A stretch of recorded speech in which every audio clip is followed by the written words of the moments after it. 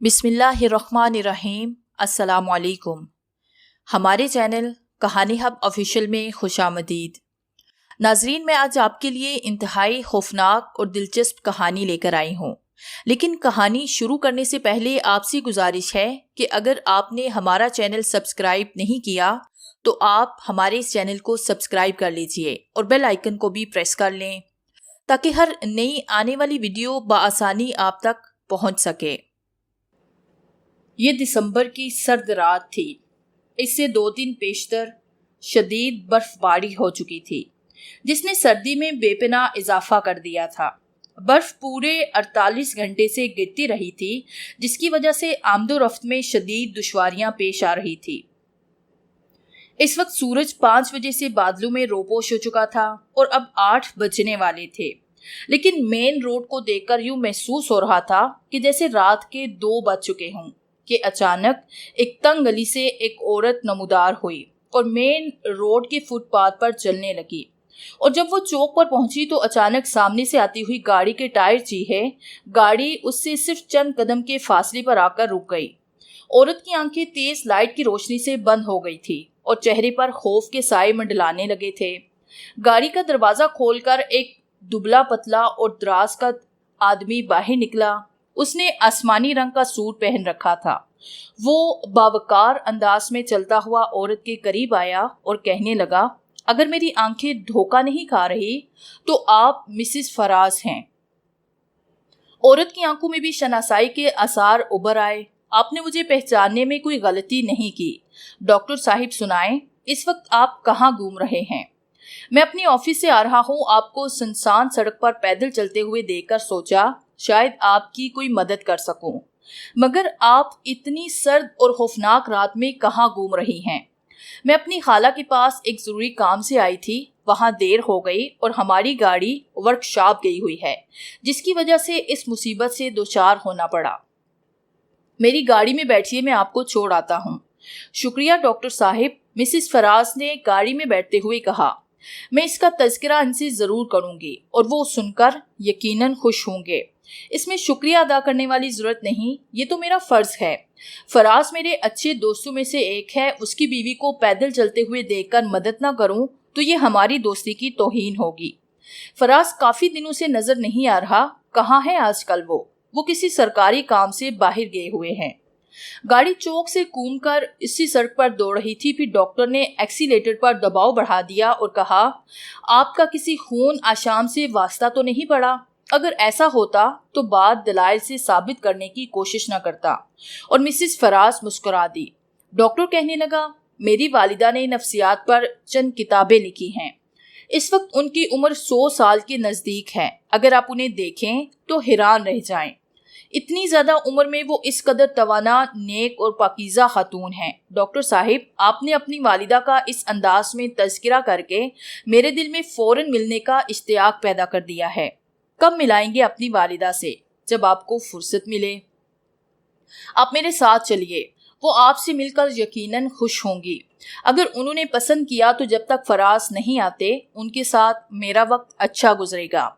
मैं तकरीबन सारा दिन फारिग होती हूँ। ठीक है मिसेस फराज, आप कल ही किसी वक्त तशरीफ ले आइए। मुझे शायद इतना वक्त ना मिल सके। आप 2 बजे मेरे दफ्तर तशरीफ ले आएं, मैं आपको साथ ले चलूंगा। बहुत अच्छा डॉक्टर साहिब, कल ठीक 2 बजे आपके दफ्तर पहुंच जाऊंगी। डॉक्टर का दफ्तर अफंदी बिल्डिंग की दूसरी मंजिल पर वाक़ था। 2 बजने में अभी 15 मिनट बाकी थे। डॉक्टर इस वक्त खिड़की के करीब खड़ा देख रहा था। खिड़की की तरफ गौर से देखते उसे देख लेना नामुमकिन था क्योंकि उसका जिस्म खिड़की के दरवाजे से निकलते हुए रेशमी पर्दे के पीछे छिपा हुआ था।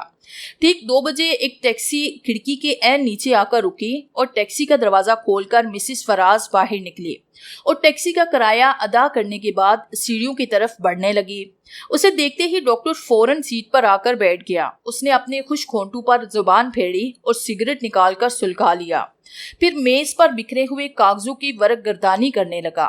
चंद लम्हों बाद मिसेस फराज के कदमों की आवाज आई और फिर वो आवाज एकदम से ही गायब हो गई।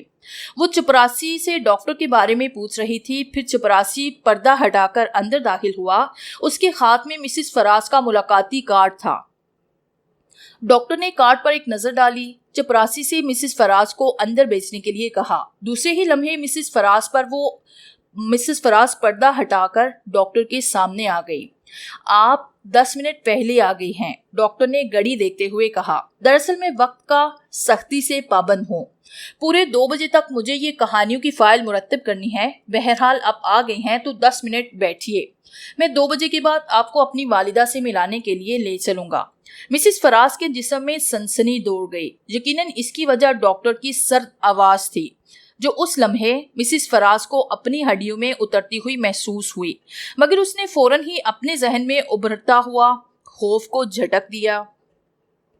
पूरे 2 बजे डॉक्टर ने फाइल बंद की और मिसेस फराज की तरफ देखकर कहने लगे, मेरा काम मुकम्मल हो चुका है, अब चलें। मिसेस फराज ने उसके कहने पर कुर्सी छोड़ दी। डॉक्टर कहने लगा, शहर के अंदर भी मेरी जायदाद है और अब हाल ही में मैंने शहर से बाहर एक दूसरी इमारत खरीदी है जिसमें आजकल मेरी रिहाइश है। वालिदा साहिबा को तो वो इमारत बहुत ही पसंद है, क्योंकि फितरतन वो तन्हाई पसंद वाकई हुई हैं। शोरोगुल से उन्हें शदीद नफरत है। वो ज्यादातर वक्त इबादत में गुजारती हैं। बड़ी मजहबी किस्म की वो औरत हैं। डॉक्टर की गाड़ी नीचे मौजूद थी। मिसेस फराज के लिए उसने गाड़ी का पिछला दरवाजा खोला। जब वो अंदर बैठ गई तो डॉक्टर ने अगली सीट पर बैठकर स्टीयरिंग संभाल लिया और गाड़ी को मोड़कर सड़क पर छोड़ दिया। जाने क्यों मिसेस फराज को रह रहकर ये एहसास हो रहा था जैसे उसने जबरदस्त हमाकत की हो। वो सोच रही थी, इस शख्स पर इस हद तक एतमाद नहीं करना चाहिए था। इसमें शक नहीं कि मेरे शोहर के इससे रस्मी किस्म के मरासिम हैं और मैं इनके साथ एक मरतबा पहले भी इसके दफ्तर में आकर इससे मिल चुकी हूँ, लेकिन इस मामूली सी वाकफियात की बिना पर मुझे इतना बड़ा कदम नहीं उठाना चाहिए था। अब अगर इसकी नीयत खराब हो जाए तो मैं इसका क्या बिगाड़ सकती हूँ। इसके जहन में एक अनजाना सा खौफ सर उबार रहा था। आखिर इसने अपने डूबते हुए दिल को संभाल कर सोचा, डॉक्टर इंसान ही तो है, खा तो नहीं जाएगा। अगर इसने मुझसे कोई गुस्ताही की तो मेरे बाजू इस कदर कमजोर नहीं हैं कि मैं अपनी इज्जत इस जैसे मरियल आदमी के हवाले कर दूं। उस आखिरी दम तक जदोजहद करूंगी। और इन्हीं ख्यालात में गाड़ी तारकोल की चिकनी सड़क पर फिसलती जा रही थी। मिसेस फराज ने अपने आप को हर किस्म के हालात के लिए मुकम्मल तौर पर तैयार कर लिया था। शहर से बाहर निकलकर डॉक्टर ने गाड़ी एक कच्चे रास्ते पर डाल दी। मिसेस फराज ने चौंक कर पूछा, उधर कहाँ जा रहे हैं? उसकी आवाज में लर्जिश थी। इसके अजाब पर दौड़ता हुआ खौफ मजीद गहरा हो गया। डॉक्टर हंस पड़ा। उसकी हंसी मायनी खेज थी। वो सामने मेरी कोठी है मिसेस फराज, बस अब हम वहां पहुंचने ही वाले हैं। मिसेस फराज खामोश हो गई। वो मजीद सवाल करके खुद को खौफजदा जाहिर नहीं करना चाहती थी। गाड़ी दरख्तों में छिपी एक इमारत के गेट पर जाकर रुक गई। मिसेस फराज ने खौफजदा नजरों से आसपास देखा। इस तन्हा और खामोश इमारत के सिवा दूर दूर तक किसी का वजूद नहीं था। डॉक्टर ने गाड़ी को एक साइड पर खड़ा करने के बाद डॉक्टर नीचे उतर आया और पिछला दरवाजा खोलकर मिसेस फराज से उतरने के लिए कहा। क्या यहाँ पर चौकीदार नहीं है? मिसेस फराज ने गाड़ी से बाहर निकलते हुए पूछा। डॉक्टर ने नफी में सर हिला दिया और आगे बढ़कर दरवाजे पर दस्तक दी। सन्नाटे में दस्तक की आवाज दूर दूर तक सुनाई दे रही थी, मगर अंदर खामोशी थी। डॉक्टर ने दोबारा कदरे जोर से दस्तक दी। उसी लम्हे अंदर से किसी के कदमों की चाप सुनाई दी, जो दरवाजे के करीब आती चली गई। फिर दरवाजा आहिस्ता आहिस्ता खुलने लगा। अंदर खासी तारीकी थी और इस तारीकी में स्याह कपड़ों में मलबूस एक अजीब से चेहरे ने दरवाजे से देखा। उसे देखकर अंदाजा लगाना मुश्किल था कि वो औरत है या फिर मर्द। डॉक्टर के हमरा मिसेस फराज को देखकर उसने जल्दी से दरवाजा खोल दिया। उसके जिस्म पर जनाना लिबास देखकर मिसेस फराज इसे औरत समझने पर मजबूर हो गई, वरना इसके ऊपर वाले होंठ खासे लंबे और मोटे थे और कान बड़े बड़े और नाक लंबूतरी थी। आंखें तिरछी थी। मिसेस फराज को देखकर उसकी आंखों में अजीब सी चमक पैदा हो गई। मिसेस फराज को उसके चेहरे पर गैर फितरीपन का एहसास हुआ और उसकी रीढ़ की हड्डी में सर्द लहर दौड़ गई। इस औरत के चेहरे और डॉक्टर के चेहरे पर गैर महसूस हद तक मुशाबहत थी, जिससे मिसेस फराज ने अंदाजा लगा लिया कि इसकी माँ है। इसे देखकर उसने जबरदस्ती मुस्कुराने की कोशिश की और इस बात की मुंतज़िर रही कि डॉक्टर इसका तारुफ इसकी वालिदा से कराएगा, मगर डॉक्टर ने तारुफ की जरूरत महसूस ना की और अंदर दाखिल होकर दरवाजा बंद कर दिया। इसकी वालिदा मिसेस फराज की तरफ बढ़ी तो डॉक्टर जल्दी से दरमियान में आ गया और फिर इसी तरतीब से चलने लगे। اسی طرح چلتے ہوئے وہ راہداریوں سے گزر کر ایک کمرے میں داخل ہو گئے۔ مسز فراز کو پوری عمارت سے خوف محسوس ہونے لگا، خاص کر اس عورت سے تو وہ سخت خوفزدہ تھی۔ اس کا دیکھنے کا انداز اتنا خوفناک تھا کہ مسز فراز کو اپنے وجود میں چیونٹیاں سی چلتی ہوئی محسوس ہو رہی تھی۔ تاہم اس نے ابھی تک خود کو سنبھال رکھا تھا اور کوشش کر رہی تھی کہ اس کی کسی بھی حرکت سے بزدلی کا اظہار نہ ہو، کیونکہ ڈاکٹر ایک مرتبہ پہلے بھی یہ کہہ کر اسے بزدلی کا طعنہ دے چکا ہے کہ آپ کا دل بہت کمزور ہے۔ ڈاکٹر کی اس بات کی اس نے تردید کر دی تھی کہ اب وہ خوف کا اظہار کر کے خود کو چھوٹا ثابت نہیں کرنا چاہتی تھی، ورنہ حقیقت میں وہ اس وقت کو کوس رہی تھی جب ڈاکٹر سے اس کی ملاقات ہوئی تھی۔ وہ دل ہی دل میں دعا مانگ رہی تھی کہ خدا آج خیریت سے گھر پہنچا دے، تو پھر کسی غیر شخص پر اس قدر اعتماد کرنے کی حماقت کبھی بھی نہیں کروں گی۔ مگر اب دعا قبول ہونے کا وقت گزر چکا تھا۔ یہ لوگ جیسے ہی کمرے میں پہنچے تو وہ منحوس عورت مسز فراز کی طرف اس انداز میں جپٹی جیسے چیل مرغی کے بچے پر جپٹتی ہے۔ اس سے پہلے کہ ڈاکٹر مداخلت کرتا، اس کے تیز پنجے مسز فراز کی بازو میں اتر گئے تو ڈاکٹر نے جلدی سے اس کے سر کے بال پکڑ کر اسے جھٹکا دیا۔ پھر تو جیسے اس پر دیوانگی کا دورہ پڑ گیا، وہ اچھل کر اٹھی اور دوبارہ پوری شدت سے مسز فراز پر جپٹ پڑی۔ اس مرتبہ اس کی شکل دیکھ کر مسز فراز کی چیخ نکل گئی، کیونکہ اس کے چہرے کے نقوش خوفناک حد تک بدل گئے تھے۔ کان کھڑے ہو گئے تھے، ترچھی آنکھیں اس قدر سرخ ہو گئی تھی جیسے انگارہ ہوں، آنکھوں کی پتلیاں سکڑ گئی تھی، دانت خدایا ہونٹ اس حد تک بند ہو گئے تھے کہ ان کا وجود ہی ختم ہو گیا تھا اور دانت مسوروں کے اوپر تک نظر آ رہے تھے۔ اگر درمیان میں ڈاکٹر نہ آ جاتا تو وہ مسز فراز کو ختم کر دیتی۔ ڈاکٹر کو اس سے الجھتا دیکھ کر مسز فراز راہداری میں بھاگی تاکہ دروازہ کھول کر باہر نکل سکے، مگر فوراً ہی اسے پتا چل گیا کہ دروازہ بند ہے۔ اس کے ہینڈل کو پکڑ کر کئی بار جھٹکے دیے اور پھر زور زور سے چیخنے لگی، کوئی ہے، خدا کے لیے میری مدد کرو، مجھے اس عمارت سے نکال دو۔ کافی دیر تک چیختی رہی، پھر زاروں کی طرح رونے لگی۔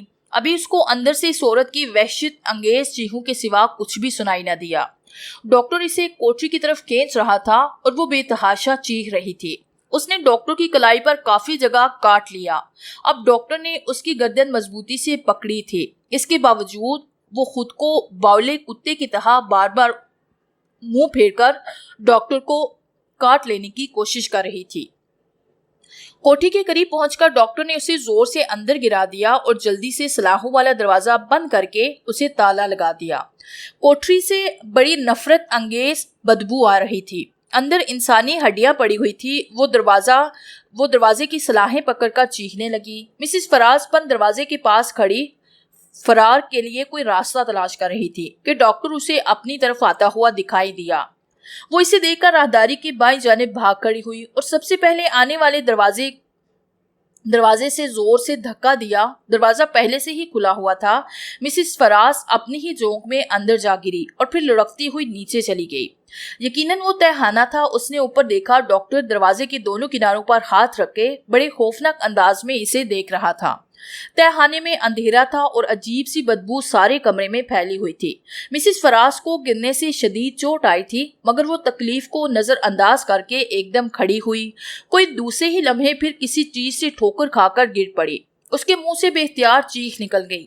اس کی آنکھوں کے سامنے کالے کالے دائرے گردش کرنے لگے اور اس کا دماغ تاریکیوں میں ڈوبتا چلا گیا۔ اس سے پہلے کہ چکرا کر گر پڑتی، ڈاکٹر نے سیڑھیوں سے چھلانگ لگا کر اسے تھام لیا۔ وہ بے ہوش ہو کر ڈاکٹر کے ہاتھوں میں جھولنے لگی۔ ڈاکٹر اسے اٹھا کر تہخانے سے باہر لے آیا۔ تہخانہ دروازہ بند کیا اور مسز فراز کو لے کر ایک ایسے کمرے میں گیا جس کے اندرونی حالات کسی آپریشن تھیٹر کے کمرے سے ملتے جلتے تھے۔ اس نے کمرے کے وسط میں ایک بڑی سی ٹیبل پڑی ہوئی تھی، اس کے ساتھ ایک چھوٹی ٹیبل تھی جس پر تقریباً تمام اوزار پڑے تھے۔ بڑی ٹیبل کے اوپر بڑے بڑے 2 شیڈ لٹک رہے تھے جن میں تیز روشنی کے بڑے بڑے 2 بلب لگے ہوئے تھے۔ اس ٹیبل کے دونوں طرف لوہے کے ہک لگے ہوئے تھے جن پر ریشم کی ڈوری بندھی ہوئی تھی۔ ڈاکٹر نے مسز فراز کو لا کر اسی ٹیبل پر لٹا دیا اور پھر اس کے ہاتھ پاؤں مضبوطی سے باندھنے لگا۔ اس کام سے فارغ ہو کر اس نے سوئچ آن کیا جس سے ٹیبل پر لٹکتے ہوئے شیڈو میں بلب جل اٹھے، جن کے جلتے ہی عجیب سی منمناہٹ کی آواز گونجنے لگی۔ कमरा तेज रोशनी में नहा गया। डॉक्टर ने दीवार में बनी हुई अलमारी का दरवाजा खोलकर उसके अंदर से शीशे का जार निकाला जिसके साथ बहुत से ट्यूब और तार लटक रहे थे। डॉक्टर ने मिसेस फराज के चेहरे पर इस तरह से फिट कर दिया जैसे खलाई बाजू के चेहरे पर चढ़ा होता है।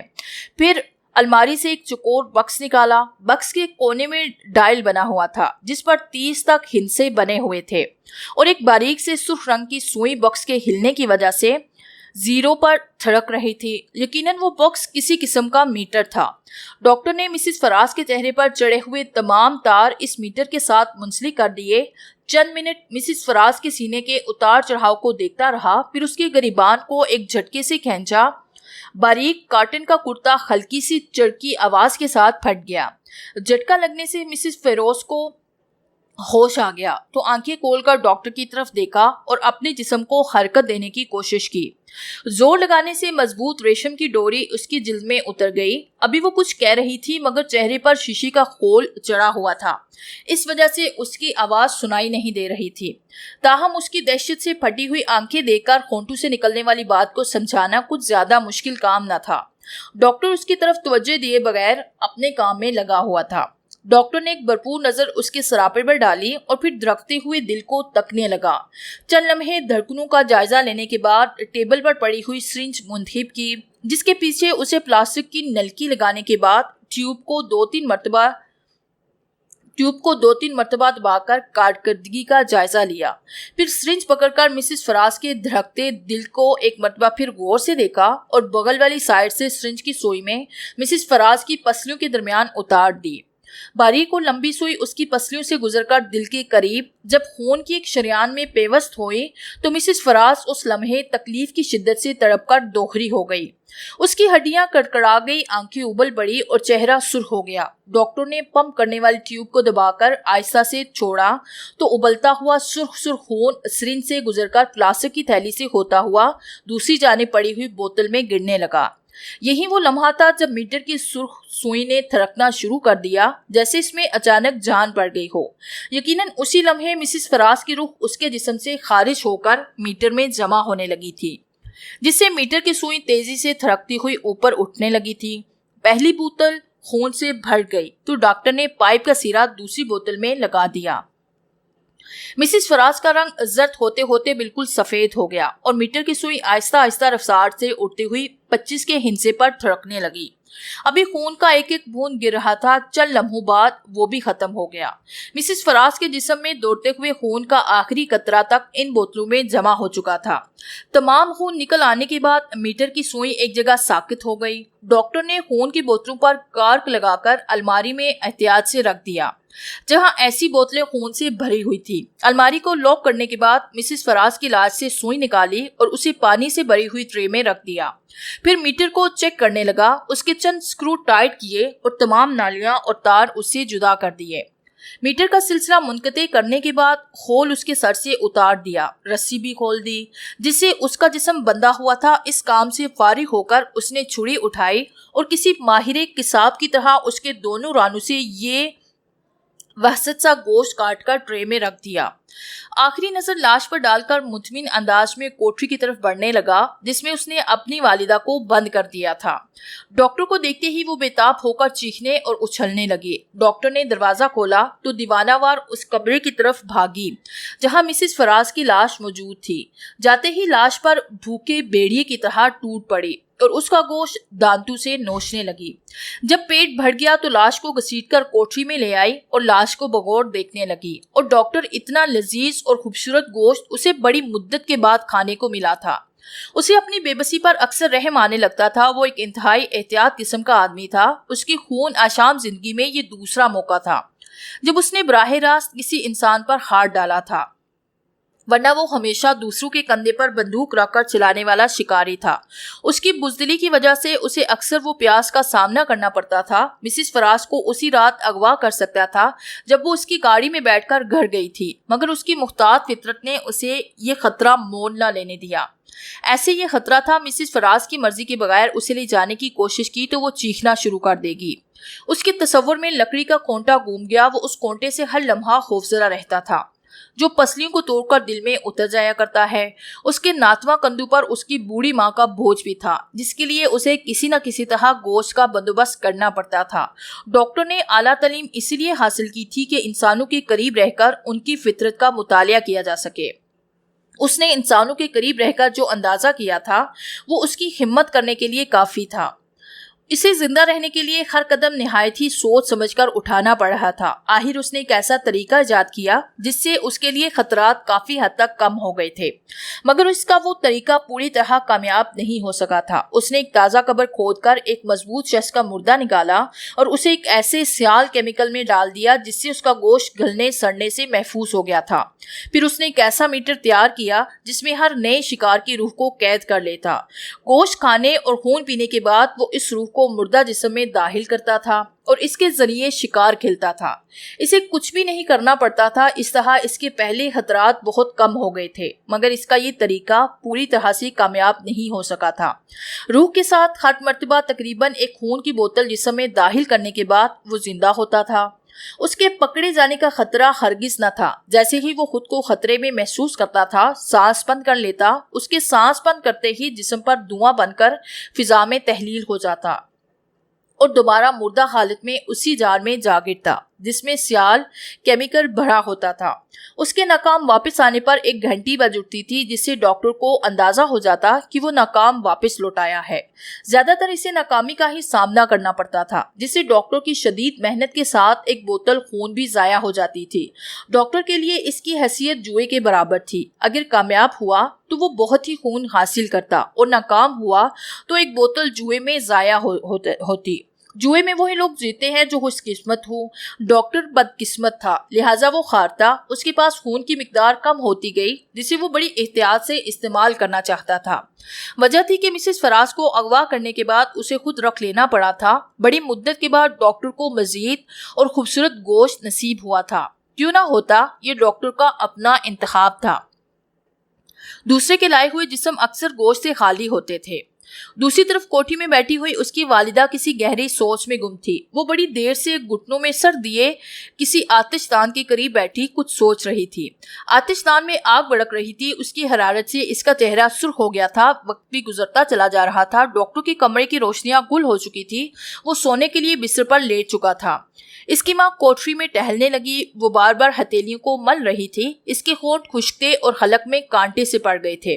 کوٹری کا دروازہ کھلا تھا تقریباً 2 بجے کے قریب۔ جب اسے مکمل یقین ہو گیا کہ ڈاکٹر گہری نیند سو گیا ہے تو وہ کوٹری سے نکلی اور دبے پاؤں ڈاکٹر کے کمرے میں داخل ہو گئی۔ اس نے ڈاکٹر کی جیب سے چابی تلاش کی مگر اسے ناکامی ہوئی۔ اس نے ڈاکٹر کے سرہانے دیکھا، چابی وہاں بھی نہ تھی۔ اچانک اس کی نظر ٹیبل کے قریب رکھے ہوئے میز پر پڑی اور وہ ہونٹوں پر زبان پھیر کر رہ گئی۔ ابھی 0 واٹ کے بلب کی روشنی میں جگ کی تہہ میں خون کی تھوڑی سی مقدار نظر آ گئی۔ اس نے جلدی سے جگ اٹھایا اور اسی طرح اسے ہونٹوں سے لگا لیا۔ 1 منٹ کی بھی دیر ہو گئی تو ڈاکٹر اس سے چھین لے گا۔ خون 2 گھونٹ سے زیادہ نہ تھا۔ ہونٹوں سے علیحدہ کرنے کے بعد وہ جگ کو انگلی سے صاف کر کے انگلی چاٹنے لگے۔ جگ کو اچھی طرح سے صاف کرنے کے بعد ٹیبل پر رکھ دیا اور گلاس اٹھا کر اسے بھی انگلی سے کھرچنے لگی۔ اسی وقت شیشے کا جگ ٹیبل سے نیچے گر پڑا اور شناکے کی آواز سے ٹوٹ کر فرش پر بکھر گیا۔ دھماکے کی آواز پیدا ہونے سے ڈاکٹر کی آنکھ کھل گئی۔ اس نے ہاتھ بڑھا کر بجلی کا سوئچ آن کیا اور اپنی ماں کو گھورنے لگا۔ اس کا دل پوری طرح سے دھڑک رہا تھا اور چہرے پر خوف کے سائے پھیل گئے۔ وہ چیخا۔ اس کی ماں رحم طلب نظروں سے اس کی طرف دیکھنے لگی۔ وہ آنکھوں پر لگا ہوا خون چاٹ رہی تھی۔ کیا بات ہے ماں، کیوں آئی ہو؟ ڈاکٹر نے سختی سے پوچھا۔ صرف چند گھونٹ خون پلا دو، میرا حلق خشک ہو رہا ہے، جان نکل رہی ہے۔ ڈاکٹر کی آنکھوں میں ہمدردی کے آثار پیدا ہو گئے۔ مجھے افسوس ہے، میں تمہاری پیاس نہیں بجھا سکتا۔ بے وقوفی نے ہمیں سخت مفلوق الحال بنا دیا ہے۔ میں نے زبردست رسک لے کر اپنی کوشش سے یہ خوراک پیدا کی ہے۔ تم فی الحال ابھی گزارا کرو۔ ایسا وقت میری موت کے بعد آئے گا۔ میں پیاس سے مر رہی ہوں۔ خدا کے لیے مجھے صرف چند گھونٹ دے دو۔ اس وقت تو ناممکن ہے۔ میں 1 منٹ بھی صبر نہیں کر سکتی۔ تم دیکھ نہیں رہے، میری جان نکل رہی ہے۔ مجھے افسوس ہے کہ میں اس وقت تمہارے لیے کچھ بھی نہیں کر سکتا۔ میرے کمرے سے نکل جاؤ۔ صبح سورج طلوع ہونے سے پہلے ہی وہ بیدار ہو گیا۔ سب سے پہلا کام اس نے یہ کیا کہ راہداری کے دائیں جانب بنے ہوئے تہانے میں اتر کر اس کی بتی روشن کی اور اس لاش کو دیکھنے لگا، جسے دیکھ کر مسز فراز کی چیخ نکل گئی تھی۔ لاش برہنہ تھی اور شیشے کے ایک بڑے جار میں پڑی ہوئی تھی، جس میں کسی قسم کا گاڑھا مادہ بڑا ہوا تھا۔ ڈاکٹر نے لاش کو باہر نکال کر کندھے میں ڈال لیا اور اسے لے کر تہانے سے باہر نکل آیا۔ اس پر کیمیکل کا گاڑھا مادہ چسپا ہوا تھا۔ گرم پانی سے غسل دینے کے بعد اس کی جلد صاف کی اور جسم چمکدار نکل آیا۔ غسل کرنے کے بعد ڈاکٹر نے اسے دوبارہ اٹھایا۔ اس مرتبہ اس کا رخ آپریشن تھیٹر کی طرف تھا۔ چند لمحوں بعد ایک لاش آپریشن ٹیبل پر بندھی پڑی تھی۔ آپریشن تھیٹر کے آتش دانوں میں دونوں طرف صرف آگ کے شعلے برق رہے تھے، جس سے کافی گرمی پیدا ہو گئی۔ لاش کی موجودہ حالت بہت مسز فراز سے ملتی جلتی تھی۔ ڈاکٹر زور زور سے لاش کی مالش کرنے لگا۔ 2 گھنٹے کی شدید محنت کے بعد لاش نے حرارت جذب کی اور میٹر کی سوئی دھیرے دھیرے نیچے کرنے لگی۔ مسز فراز کی روح دھیرے دھیرے اس لاش میں اتر رہی تھی اور اس میں ہلکا پھلکا سا ارتعاش پیدا ہوتا جا رہا تھا۔ اب اس کا سینہ باوقار اوپر نیچے حرکت کر رہا تھا۔ بہاری، ابھی تمہاری کوتاہیوں کی وجہ سے ہمیں سخت تکلیف کا سامنا کرنا پڑا اور میں نے فیصلہ کیا کہ ہماری اس تکلیف کا تمہیں بھی حصہ دار بننا چاہیے۔ ڈاکٹر نے ہاتھ میں پکڑا ہوا نشستر اس کے ران میں پیوست کر دیا تو شدت تکلیف سے وہ چیخا، مگر اس کے ہاتھ آزاد ہوتے تو وہ یقیناً ڈاکٹر کا گلا گھونٹ دیتا۔ اگر وہ آج بھی اس مشن میں ناکام رہا تو پھر اس کے جسم کی ایک ایک بوٹی الگ کر دی جائے گی۔ ٹھیک 12:35 پر بہاری نے گاڑی پارک میں کھڑی کر دی اور متلاشی نگاہوں سے ادھر ادھر تکنے لگا۔ پولیس کی مستدی اور لوگوں کے محتاط انداز نے اسے ابھی تک کامیاب نہیں ہونے دیا تھا، گویا اس کے کام کے لیے ابھی کافی وقت تھا۔ سورج غروب ہونے میں ابھی 4 گھنٹے پڑے تھے اور اسے امید تھی کہ ان 4 گھنٹوں میں کسی نہ کسی عورت پر ہاتھ ڈالنے میں وہ کامیاب ہو جائے گا۔ ڈاکٹر بہاری سے یہ کام رات کے وقت بھی لے سکتا تھا، لیکن وہ جانتا تھا رات میں عورتیں گھروں میں بند ہو کر رہ جاتی ہیں۔ بہاری کی نظریں اس لڑکی کا پڑی جو بچہ گاڑی کو دھکیلتی ہوئی ایک سمت لے جا رہی تھی۔ لڑکی کی عمر 18 سال تھی۔ ظاہری حالت سے وہ کسی کی ملازمہ دکھائی دیتی تھی۔ بہاری جلدی سے گاڑی پر بیٹھ کر اس کا تعاقب کرنے لگا۔ وہ شریف آدمی تھا، اس نے اپنی زندگی میں کبھی کوئی مجرمانہ حرکت نہیں کی تھی۔ بہاری کی یہ حرکت واضح طور پر نظر آتی تھی۔ وہ اس لڑکی کے پیچھے صرف چند گز کے فاصلے سے اسی رفتار سے گاڑی چلا رہا تھا جس رفتار سے لڑکی جا رہی تھی۔ لڑکی نے 2 مرتبہ پیچھے مڑ کر دیکھا اور خوفزدہ ہو کر رفتار تیز کر دی۔ بہاری کا خیال تھا کہ سنسان جگہ پر موقع ملتے ہی اسے اٹھا کر گاڑی میں ڈال لوں گا، مگر لڑکی جو اس کے تعاقب سے بدحواس ہو چکی تھی آگے جانے کی بجائے کسی اور راستے پر مڑ گئی۔ دیکھنے والوں کو ہوش تو اس وقت آیا جب بہاری لڑکی کو گاڑی میں ڈال کر رفتار تیز کر چکا تھا۔ لڑکی کی چیخیں نکل رہی تھی۔ اس کی چیخیں سن پر ڈیوٹی پر مامور ایک پولیس والا بھی تھا، جس کے ساتھ 2 اور پولیس والے بھی تھے۔ پولیس والے نے کانسٹیبل کو ہدایت کی کہ فوراً پولیس چوکی پر فون کر کے اس گاڑی کو روکنے کے لیے کہے اور خود موٹر سائیکل پر اس گاڑی کا تعاقب کرنے لگا۔ بہاری کو اپنے تعاقب میں آتے ہوئے پولیس والے کا علم ہو گیا جو پوری رفتار سے موٹر سائیکل چلا رہا تھا۔ ڈاکٹر آج جلدی آفس سے واپس آ گیا تھا اور اس وقت اپنی ماں کو سمجھا رہا تھا اور اس کی ہمت بندھا رہا تھا